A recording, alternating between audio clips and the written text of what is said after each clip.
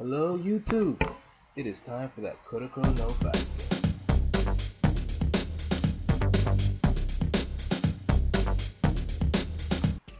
Hello and welcome to another Kuroko no basket review. But before I get into that, I have to say,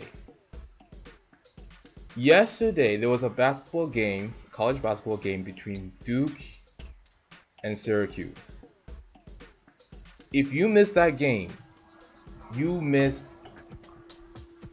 probably one of the greatest games of the decade. And that is no small thing. Duke and Syracuse went to overtime, and Syracuse ended up winning the game by 2 points. That was amazing. Two legendary coaches, Coach K and Jim Boeheim, going at it. And there was a ton of excitement in that game. But anyway, I digress. Let us get into this amazing episode of Kuroko no Basket, episode 17. So anyway, this episode starts off very interestingly. The last time we left off, Misdirection Overflow was in the works, and Misdirection Overflow was causing Seren's basketball players to just basically disappear off screen.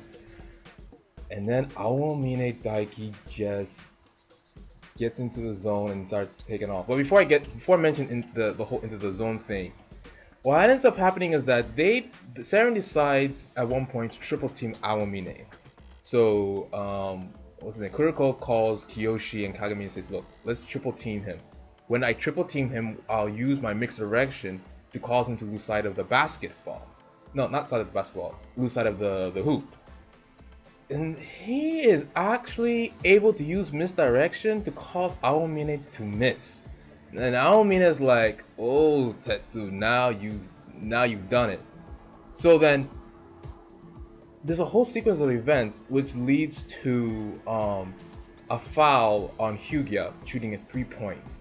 And it's actually during this time that he shoots he makes all three of his free throws because of the foul beyond the 3-point line. And after he sinks everything else, Aomine goes to the guy, he's like, look, you relax, I take it from here. And he goes into the zone. And what follows next was just pure brilliance. Pure brilliance is that's all you can say to describe it. It's like, and this was so artfully done in the animation. The animation was just so beautiful. Basically, Aomine goes into the zone, and like this, for us to visual understand this, there's this blue lightning stuff that sparks in his eye, and he blitzes by Kagami. I mean, he blitzes past them. And what's so interesting is that all the other Generation of Miracles with their teammates are also here. The purple-haired guy, tall guy whose name I can't remember, Kiyoshi, the point guard, Kisei and Motorima, they're all there, and they're like, even we have not seen Aomine at this point. So right now, Aomine is just in the zone. It basically it's that zone where only the chosen few they concentrate 100% and really focusing on what they're doing, and they block out everything else, any thoughts or any concerns, or they just zero in 100% on their game, and they really get it on. And basically, according to Madarima, they increase it 100% to their max level. But what Madarino was saying is that usually a player is able to reach 80% of their abilities during a high level game, but when you're in the zone, it makes you go to 100%. But because Aomine's 100% is unknown, I mean, he's just going fast. Now, what happened was that before Aomine gets into the zone, he has like a little flashback in his mind, like, when was it that I remembered basketball being this exciting? He talked about how he used to yawn and all this other stuff, like he found it boring, but he couldn't last remember when it was exciting, and that's when he actually enters the zone. Now, later on in the game, when he's going for the shot, Kagami also has a little flashback, a little mind flashback, where he's wondering, how long is this going to last? When am I going to measure up to this guy? When am I gonna stop losing? When am I gonna stop disappointing my friends? When is Kuroko gonna stop crying? When is this all gonna end? When am I ever gonna get better? And then it just like snaps and he gets into the zone, and then he too faces Aomine. Ends up blocking the shot, and then Aomine looks at him and says, I take back everything I said about you. You are the best. And what Aomine is saying is that you have cracked into the zone, therefore you are the best. And that's pretty much where the episode ended.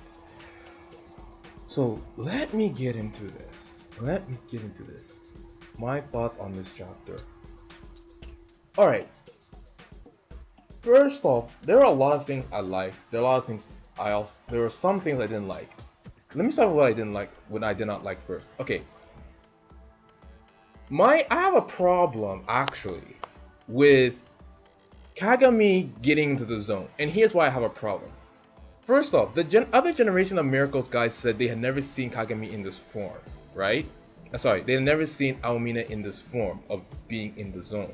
They had never seen him get there because I guess they have been so dominating over their opponents that Aomine never really got. And if you remember from past episodes before, just the room of the generation of Miracles, that room of champions, I believe it was called. I can't remember exactly. The last time we saw, Kagami was only knocking on the door. He hadn't entered. He was only knocking on the door, right? So somehow he's jumped all of that to being in front of the chosen room and being in the zone.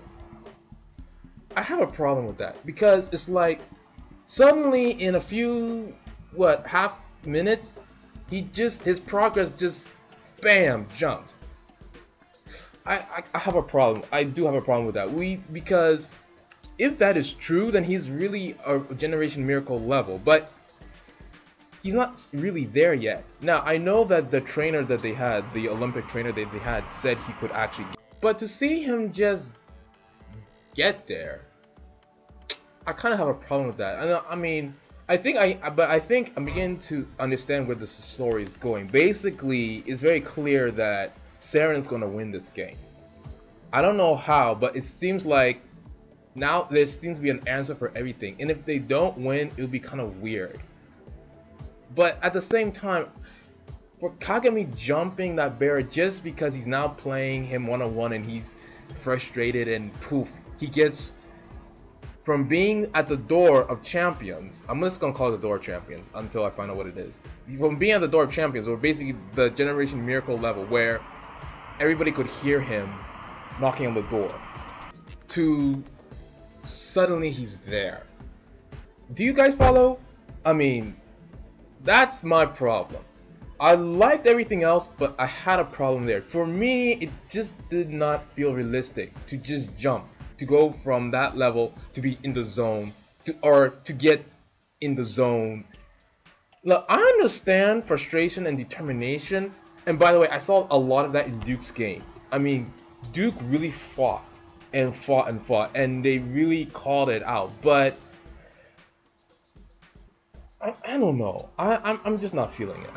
But anyway, moving on. We got a lot of development from Kuroko. A lot of character development and his skill set. His misdirection overflow is incredibly good. In fact, the only person so far to be able to frustrate Aomine on the court has been Tetsu.